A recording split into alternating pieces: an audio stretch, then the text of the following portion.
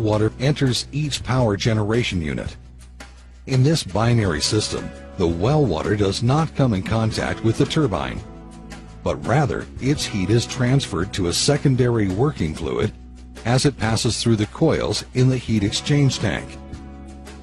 Because the working fluid has a boiling point much lower than water, the fluid flashes to vapor quickly and moves upward, passing through the turbine. Pressure from the vapor spins the turbines, which in turn spins the electric generator. Each unit can generate about 280 kilowatts of power. After leaving the turbine, the vapor moves upward into the condenser tank.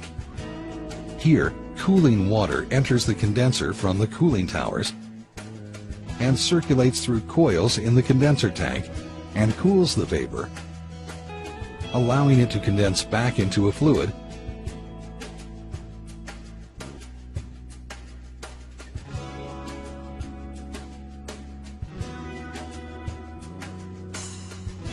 The working fluid now flows down the tank outlet to the pump, where it is repressurized and injected back into the heat exchange tank to repeat the process. It is important to note that the three fluid systems of hot well water, cooling water from the cooling tower, and system working fluid remain in their own separate loops and never mix, so there is no contamination and no emissions.